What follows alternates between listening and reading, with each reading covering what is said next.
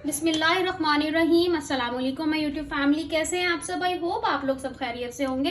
तो आज मैं आप लोगों को यहाँ पे बनाना सिखाऊंगी मज़ेदार सी खोए जैसी खीर विदाउट खोया। हम इसके अंदर कोई खोया वगैरह ऐड नहीं करेंगे और हमने इसको इस तरीके से कुक करना है, कम इंग्रेडिएंट्स के साथ बहुत ही मजे की खीर बनती है।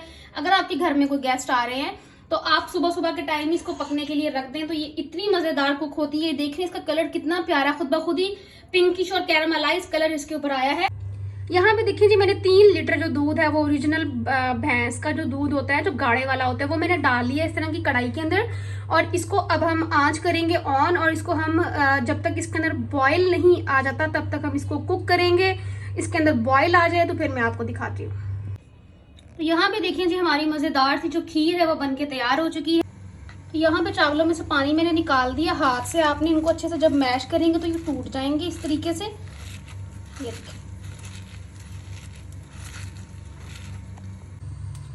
तो यहाँ पे मैं राइस जो है वो इसके अंदर ऐड कर दूंगी सारे। यहाँ पे मैंने चावल इसके अंदर ऐड कर दिए हैं। अब आपने इनको हल्की आंच पे कुक होने देना है, तकरीबन आधा घंटा। बिल्कुल आपने हल्की आंच पे इसको कुक होने दें, तो आपको कैरामलाइज करने की जरूरत ही नहीं है चीनी को। इतना प्यारा कलर इसके अंदर आएगा, पिंक पिंक, बिल्कुल खोए जैसी जो खीर है वो तैयार होगी। लेकिन आपने इसको कुक अच्छे तरीके से करना है, हल्की आंच पे तकरीबन आधा घंटा इसको अब हम कुक होने देंगे अच्छे से। तो यहाँ पे देखिए जी, माशाल्लाह आधे घंटे से भी ज्यादा मैंने इसको पकाया और पक पक इसका कलर देखिए कितना जबरदस्त हो गया है। खुद ब खुद ये कैरामलाइज हो जाती है, चीनी को आपको कैरामलाइज करने की जरूरत नहीं। ये देखिए बिल्कुल खोए जैसी जो खीर है ना वो हमारी वो बन चुकी है। अब इस पोजीशन पर आकर मैं इसके अंदर शुगर ऐड करूंगी। शुगर आपने अपने टेस्ट के मुताबिक ऐड करनी है। मैं इसमें आधा पाव शुगर ऐड कर रही हूँ। शुगर आपने कभी भी स्टार्टिंग में ऐड नहीं करनी, अदरवाइज खीर जो है उसके अंदर थोड़ी सी लेस पैदा हो जाती है जो कि अच्छी नहीं लगती है। तो शुगर आपने हमेशा एंडिंग पॉइंट पे ऐड करनी है, क्योंकि हमने जस्ट शुगर को मेल्ट करना है। उसके बाद मेरे पास है यहाँ पे नारियल खोपरा, या आपको पंसारी की दुकान से आराम से मिल जाता है। ये आपने इसमें लाजमी ऐड करना है, ये इतना कॉस्टली नहीं होता, इसका टेस्ट बहुत ही कमाल का होता है। यहाँ पर मुझसे थोड़ा सा पार्ट मिस हो गया है, जिसके अंदर मैंने इसके अंदर थोड़े से ड्राई फ्रूट्स ऐड किए हैं, थोड़े से मैंने बचा लिए हैं गार्निशिंग के लिए।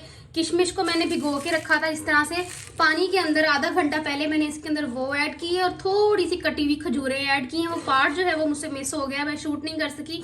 तो आपने एंडिंग पॉइंट पे आके जितने भी ड्राई फ्रूट्स हैं आपके पास वो सारे आपने इसके अंदर ऐड कर देने हैं। मेरे पास है यहाँ पर फ्रेश नारियल है, ये बिल्कुल, ये जो पंसारी की दुकान से मिलता है ये वो नहीं है जिसके अंदर से पानी भी निकलता है, ये वो फ्रेश नारियल था। आप जो पंसारी की शॉप से मिलता है वो भी ले सकते हैं।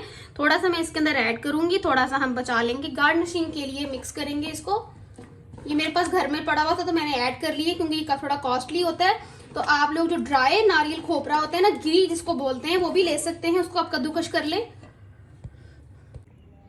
ये जो हमने नारियल बचाया था ये साइडों पे लगाऊंगी मैं इस तरीके से।